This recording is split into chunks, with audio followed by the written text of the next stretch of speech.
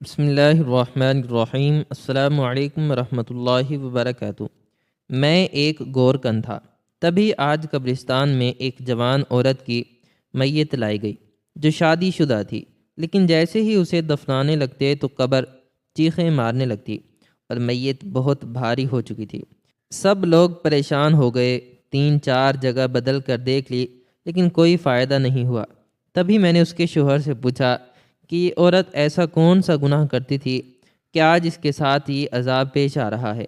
اس عورت کے شوہر نے کچھ سوچتے ہوئے جو بتایا، اسے سن کر میرے قدموں تلے سے زمین نکل گئی۔ آج عصر کے بعد ایک عورت کی میت کو دفنایا جانا تھا اور میں اس وقت اسی کے لیے قبر تیار کر رہا تھا۔ قبر تیار کرنے کے بعد میں نے ایک مطمئن نظر اپنے کام پر ڈالی، تو جب مجھے اپنا کام بے عیب لگا تو میں نے اپنے اوزار اٹھائے اور اسے جا کر اپنے کمرے میں رکھ دیا۔ مجھے یہ کام کرتے ہوئے 10 برس ہو چکے تھے۔ پہلے میرے ابا یہاں پر کام کرتے تھے، ابا کے بعد اب میں اس جگہ پر آ چکا تھا اور ان کی ڈیوٹی سنبھال لی تھی۔ ابا کا چونکہ انتقال ہو گیا تھا، اسی وجہ سے ان کی جگہ پر مجھے یہ ملازمت مل گئی تھی۔ حالانکہ میں یہ کام نہیں کرنا چاہتا تھا، مجھے شروع میں بہت ڈر لگتا تھا، لیکن پھر آہستہ آہستہ میں اس کام کا عادی ہوتا گیا۔ مہینے میں چند اموات ہی ہوتی تھیں جن کی قبر تیار کرنی ہوتی تھی، یا پھر اکثر لوگ اپنے پیاروں کی قبروں کو درست کرنے کے لیے مجھے پیسے وغیرہ دے جاتے اور میں مٹی کی لپائی کر دیتا اور ان کی قبروں کی حالت درست کر دیتا اور ان کی صاف صفائی کر دیتا، لیکن یہ کام بھی کوئی اتنا محنت طلب نہیں تھا، اسی لیے آہستہ آہستہ کر کے میں اس کام کا عادی ہوتا گیا۔ اور اب چونکہ مجھے مہینے کی اچھی تنخواہ ملنے لگی تھی اور گھر کا گزارا بھی اچھے طریقے سے ہو رہا تھا، تو مجھے یہ کام کرنے میں کوئی حرج محسوس نہیں ہوا تھا۔ آج مجھے بھی صبح سے ہی ایک قبر کا آرڈر ملا ہوا تھا جسے میں نے تیار کر کے رکھ دیا تھا۔ کوئی جوان عورت انتقال کر گئی تھی اور اسی کی قبر کے لیے میں نے جگہ منتخب کر کے اچھی طرح سے قبر تیار کر دی تھی۔ تبھی کچھ دیر کے بعد عصر کا وقت ہو گیا تو میں بھی عصر کی نماز ادا کرنے کے بعد جنازہ گاہ میں چلا آیا اور کچھ ہی دیر میں وہاں پر اس عورت کا جنازہ لایا گیا۔ وہاں پر نماز جنازہ ادا کرنے کے بعد ہم میت کو اٹھا کر قبرستان میں لے آئے اور قبر کے قریب اس میت کو لا کر رکھ دیا گیا۔ اس عورت کا شوہر بہت غم زدہ دکھائی دے رہا تھا۔ وہ تقریباً 30 سے 32 سال کا جوان آدمی تھا۔ اسی سے مجھے اندازہ ہوا کہ مرنے والی عورت 27-28 سال سے زیادہ کی نہیں ہوگی۔ مجھے بے حد افسوس ہوا، کیونکہ اگر اس کا شوہر اتنا تھا تو چھوٹے چھوٹے بچے ہوں گے اور ان کی ماں ان سے چھین چکی تھی۔ میں دل ہی دل میں غم زدہ ہوتا ہوا اس عورت کے لیے مغفرت کی دعا کرنے لگا۔ اس عورت کے شوہر اور قریبی عزیزوں نے اس کی میت کو اٹھا کر قبر میں اتارنا چاہا، لیکن اتنی دیر میں ایک عجیب و غریب واقعہ ہوا جس نے وہاں پر موجود ہر شخص کو حیران اور پریشان کر کے رکھ دیا تھا، اور بہت سے کمزور دل والے افراد تو ڈر چکے تھے اور باقاعدہ استغفار پڑھتے ہوئے وہاں سے بھاگ گئے تھے۔ میں خود بھی گھبرا گیا تھا، کیونکہ میری زندگی کا یہ پہلا واقعہ تھا جب میں نے باقاعدہ قبر کو چیخیں مارتے ہوئے سنا تھا۔ قبر کی بلند چیخیں جب کانوں سے ٹکرائیں تو یوں لگ رہا تھا کہ جیسے کانوں کے پردے پھاڑ دیں گی، اور میں بے حد پریشان رہ گیا تھا۔ وہاں پر موجود لوگ بھی بہت خوف زدہ ہو گئے تھے، کچھ بھاگ چکے تھے اور ابھی جو چند باقی تھے ان کو سمجھ نہیں آ رہی تھی کہ کیا کیا جائے۔ سب ایک دوسرے کے چہرے کی طرف دیکھ رہے تھے، جبکہ اس عورت کا شوہر خود اس وقت ایک عجیب سی پریشانی میں مبتلا تھا اور اس کے چہرے پر بھی ڈر واضح طور پر دکھائی دے رہا تھا۔ تبھی میں نے ہمت کرتے ہوئے اسے کہا، جناب دوبارہ میت کو لاحد میں اتارا جائے اور دفن کیا جائے۔ میری بات سن کر اس آدمی نے آہستہ سے سر ہلایا اور قریبی عزیزوں کے ساتھ مل کر پھر سے میت کو لاحد میں اتارنے لگے، لیکن یہ کیا دوبارہ سے قبر کی چیخیں بلند ہونے لگیں اور یوں لگ رہا تھا کہ جیسے قبر کہہ رہی ہو کہ نہیں، میں اس وجود کو گوارا نہیں کرتی، میں اس وجود کو اپنے آپ میں پناہ نہیں دے سکتی، اسے پیچھے لے جاؤ۔ اور میت بھی اب اتنی بھاری ہو چکی تھی کہ جس میت کو پہلے 4 لوگوں نے اٹھا رکھا تھا، اب 6 لوگ بھی اسے اٹھا نہیں پا رہے تھے۔ تبھی پسینے سے شرابور ہوتے ہوئے انہوں نے میت کو واپس اسی جگہ پر رکھ دیا۔ میت کے رکھتے ہی قبر کی چیخ و پکار بند ہو گئی۔ اب تو ہر کوئی انگشتے بدنداں تھا آخر یہ کیا معاملہ ہے؟ آخر قبر کی یہ چیخ و پکار کس لیے ہے؟ آخر میت کے ساتھ ایسا کون سا گناہ جڑا ہوا ہے؟ لیکن کوئی بھی اس سوال کا جواب نہیں جانتا تھا۔ تبھی وہاں پر موجود لوگوں میں سے ایک نے مجھ سے کہا، بھائی آپ ایسا کریں، ایک دوسری جگہ پر قبر کھود دیں، شاید اس جگہ میں کوئی مسئلہ ہو، ہم وہاں پر میت دفنا دیتے ہیں۔ اس کی بات سن کر میں بھی مان گیا اور فوراً قبرستان کے دوسری طرف ایک اور قبر کھود دی۔ کچھ ہی دیر کے بعد میت کو وہاں پر لے جایا گیا اور اسے دفنانے کے لیے جب قبر میں اتارا جانے لگا تو پہلے جیسا منظر ہی پیش آیا۔ اب کی بار تو چیخ و پکار اور زیادہ بلند تھی کہ وہاں پر موجود لوگ دہشت زدہ ہو گئے تھے، اور کچھ لوگ تو باقاعدہ اب استغفار پڑھتے ہوئے قبرستان سے جا چکے تھے۔ اب تو صرف گنتی کے 4 لوگ رہ گئے تھے اور ہر کوئی اپنی اپنی جگہ پریشان تھا کہ آخر تک اس معاملے کا حل کیسے کیا جائے، اس میت کو کیسے دفنایا جائے، کیسے قبر کی چیخ و پکار بلند کی جائے، کیونکہ جیسے ہی میت کو دفنانے لگتے تو قبر چیخیں مارنے لگتی، اور جب قبر چیخیں مارتی تو میت بھی بھاری ہو جاتی، اور اتنی بھاری ہو جاتی کہ اسے اٹھانا ہی بے حال ہو جاتا۔ نتیجتاً اسے واپس رکھنا پڑا۔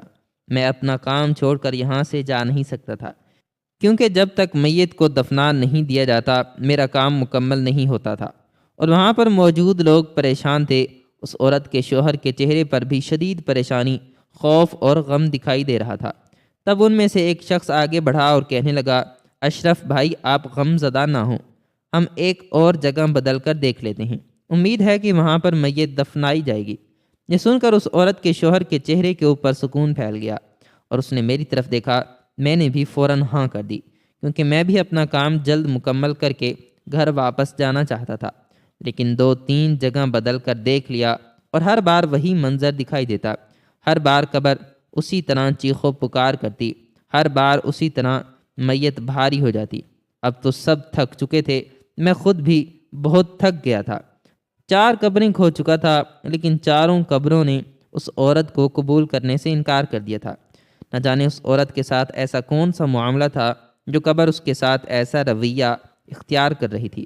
ہر کوئی اپنی اپنی جگہ پر سوچ رہا تھا کہ آخر یہ اونٹ کس کروٹ بیٹھے گا۔ تبھی ان میں سے ایک شخص آگے بڑھا اور اس عورت کے شوہر کے قریب آ کر کھڑا ہو گیا اور کہنے لگا، بھائی صاحب، آج جو بھی معاملہ یہاں پر ہو رہا ہے، یقیناً اس کے پیچھے کوئی ایسا بڑا گناہ یا کوئی ایسا بڑا عمل ہے جس کی وجہ سے اس عورت کے ساتھ یہ عذاب آ رہا ہے اور قبر اسے قبول نہیں کر رہی۔ آپ اس کے شوہر ہیں، اس کے جیون ساتھی ہیں، یقیناً آپ کو اس بارے میں کچھ نہ کچھ تو علم ہوگا۔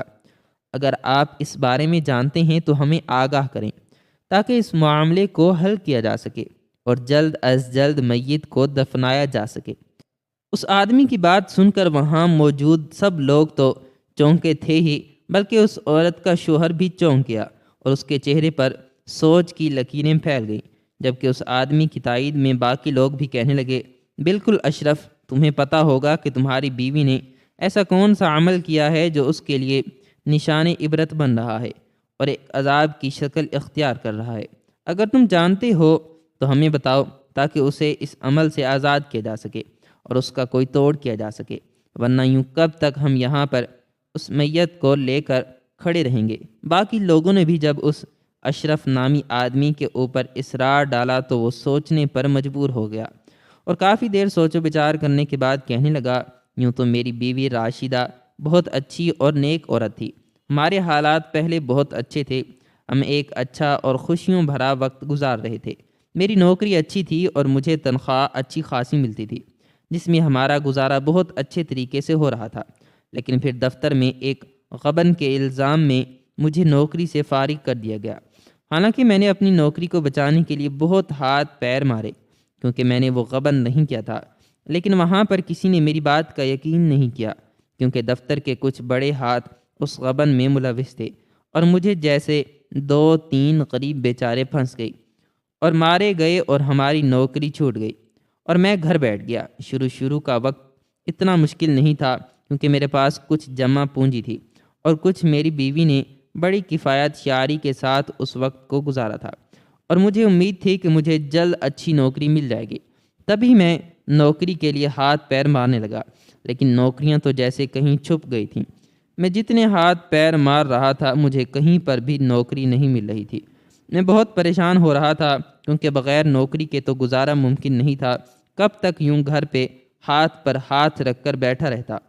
ادھر ادھر کافی دیر نوکریاں تلاش کرنے کے بعد میں تھک ہار کر گھر پر بیٹھ گیا تھا۔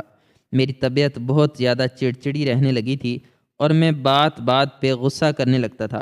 بچوں کو بھی بلا وجہ ڈانٹ دیتا اور اپنی بیوی راشدہ کے ساتھ بھی غصے ہو جاتا۔ میں کیا کرتا؟ میرے اوپر اتنی ذمہ داریاں تھیں۔ معاشی طور پر میرے حالات اتنے کمزور ہو چکے تھے کہ میرے پاس اب 2 دن کے لیے بھی گھر کا خرچہ کرنے کے پیسے نہیں تھے۔ پریشانیوں نے مجھے چاروں طرف سے گھیر لیا تھا۔ دل چاہتا تھا خودکشی کر لوں، لیکن میری بیوی میرا حوصلہ بڑھاتی، ہمت بڑھاتی، اور تبھی میرے حالات کو دیکھتے ہوئے اس نے فیصلہ کیا اور کہنے لگی، میں چاہتی ہوں کہ میں نوکری کر لوں۔ آپ جب تک نوکری ڈھونڈ رہے ہیں تب تک مجھے ملازمت کرنے دیں۔ اس طرح اگر ہم گھر پر بیٹھے رہے تو نہ تو ہمیں کوئی پوچھنے آئے گا اور نہ ہی کھانے کو دے گا۔ بچے الگ حالات کی وجہ سے پریشان ہیں۔ ان کی 2 مہینوں کی سکول کی فیس نہیں گئی۔ وہاں سے روزانہ مجھے پیغام آتا ہے اور شرمندگی ہوتی ہے جب بچے بار بار آ کر کہتے ہیں، میرے خیال سے اگر میں نوکری کر لوں گی تو کچھ مسائل پر قابو پایا جا سکے گا۔ اپنی بیوی کی بات سن کر میں بڑی زخمی نظروں سے اسے دیکھتا رہا۔ ارے میں کیسے اسے نوکری کرنے دیتا، لیکن حالات نے مجھے مجبور کر دیا، اور میری بیوی جو کہ اتنی پڑھی لکھی بھی نہیں تھی، اس نے ایک عام سی نوکری کو قبول کر لیا۔ ایک بڑے سارے بنگلے میں اس نے نوکری کر لی، جہاں پر ایک بیمار عورت کی دیکھ بھال کرتی تھی۔ اس کے اچھے خاصے پیسے مل رہے تھے۔ وہاں پر اسے تقریباً سارا دن ہی گزارنا تھا۔ اس عورت کا پرہیزی کھانا بھی اس نے تیار کرنا تھا، اسے نہلانا دھلانا اور اس کے باقی کے سارے کام بھی اسی نے کرنے تھے۔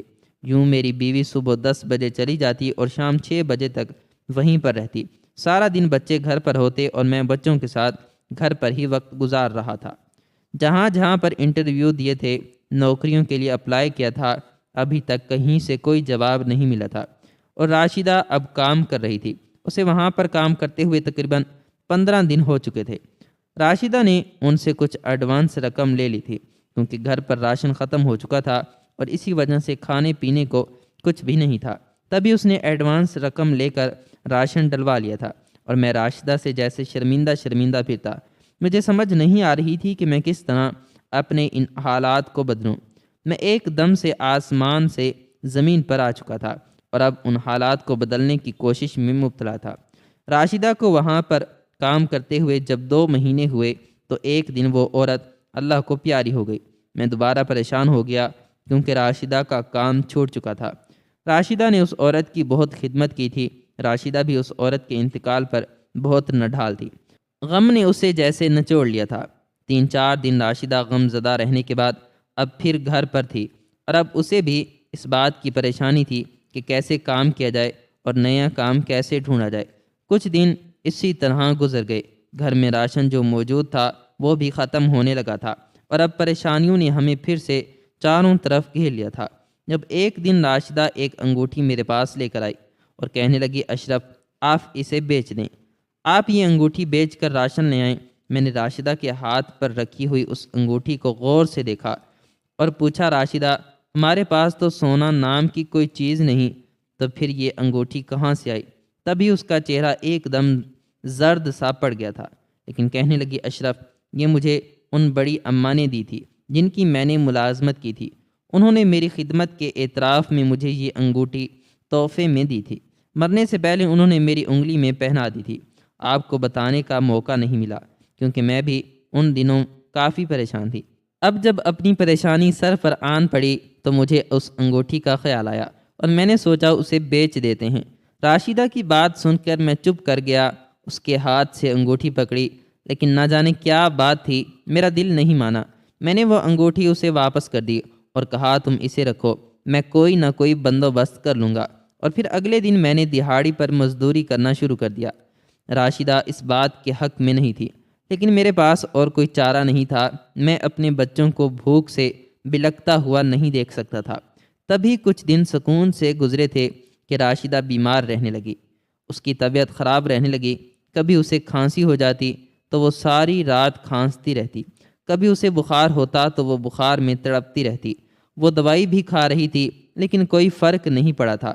دن بدن اس کی صحت گرتی جا رہی تھی، وہ بہت بیمار رہنے لگی تھی اور اکثر راتوں کو پریشانی کے مارے اٹھ کر بیٹھ جاتی اور پھر رونے لگتی۔ میں اسے تسلی دیتا اور کہتا کہ تم اپنی بیماری کی ٹینشن مت لو، تم جلد ٹھیک ہو جاؤ گی، لیکن وہ یہی کہتی، نہیں نہیں، مجھے ایسا لگتا ہے کہ جیسے اب میں بچوں گی نہیں بلکہ مر جاؤں گی۔ اور ایک دن اسی طرح اچانک آدھی رات کے وقت وہ چیخیں مار کر اٹھ بیٹھی۔ میں بھی گھبرا گیا، میں گہری نیند میں سو رہا تھا۔ جب اپنی بیوی کی چیخیں سنی تو فوراً اٹھ بیٹھا اور پوچھا، راشدہ کیا ہوا؟ تمہاری طبیعت تو ٹھیک ہے، کیا تمہیں کوئی درد ہے؟ میرے پریشانی سے پوچھنے پر اس نے نفی میں سر ہلایا اور کہنے لگی، وہ جو بڑی اماں فوت ہوئی تھی وہ مجھے لینے کے لیے آئی ہیں اور مجھے بلا رہی ہیں، وہ مجھ سے ناراض ہیں، میں نے ایک بہت بڑا گناہ کر دیا ہے۔ راشدہ نے روتے ہوئے جب مجھ سے یہ کہا تو میں حیران رہ گیا اور اسے پوچھنے لگا، آخر کون سا گناہ کر دیا تم نے جو تمہیں اتنا پریشان کر رہا ہے؟ میری بات سن کر وہ رونے لگی اور کافی دیر تک ہچکیوں سے روتی رہی۔ میں صبر سے اس کی خاموشی کا انتظار کر رہا تھا۔ تبھی وہ کہنے لگی، اشرف، دراصل آپ کو وہ انگوٹھی یاد ہے جو میں نے آپ کو بیچنے کے لیے دی تھی؟ راشدہ نے مجھے کہا تو میں نے فوراً ہاں میں سر ہلا دیا۔ تو کہنے لگی، وہ انگوٹھی مجھے بڑی اماں نے ان کی خدمت کے صلے میں نہیں دی تھی، بلکہ مرتے وقت میں نے ان کی انگلی سے اتار لی تھی، کیونکہ میں جانتی تھی کہ وہاں پر پریشانی میں کسی کو اس انگوٹھی کا خیال نہیں آئے گا۔ اس لیے میں نے اس انگوٹھی کو چوری کر لیا تاکہ وہ کل میرے کسی کام آ سکے۔ لیکن شاید یہ انگوٹھی چرانے کی سزا ہے کہ میں اس دن سے بیمار ہوں اور ابھی تک ٹھیک نہیں ہو سکی۔ نہ جانے کیا بات ہے، مجھے اندر ہی اندر کوئی چیز کھائے چلی جا رہی ہے۔ راشدہ کے اندر پچھتاوے بول رہے تھے اور اب اسے اپنی بیماری کی وجہ بھی سمجھ آ گئی تھی۔ تبھی میں نے اسے تسلی دی اور کہا کہ تمہیں اپنی غلطی کا احساس ہو گیا ہے، کہ تم اس غلطی کو سدھار لو اور پھر ٹھیک ہو کر بڑی اماں کے گھر پر جانا اور ان کے شوہر کو سب کچھ بتا دینا۔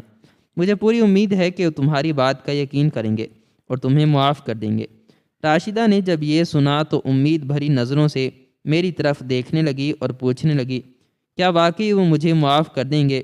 راشدہ کے لہجے میں بہت امید تھی اور میں نے بے ساختہ اس کا ہاتھ تھام کر اسے تسلی دیتے ہوئے کہا، بالکل وہ تمہیں معاف کر دیں گے، گھبراؤ نہیں اور اپنی طبیعت کو پہلے بہتر کرو، میں تمہارے ساتھ جاؤں گا اور ہم ان سے مل کر مانگیں گے۔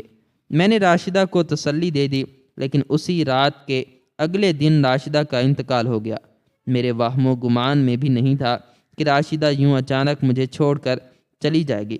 میں تو جیسے صدمے سے مر چکا تھا اور میرے دماغ سے بالکل رات والی بات محو ہو چکی تھی۔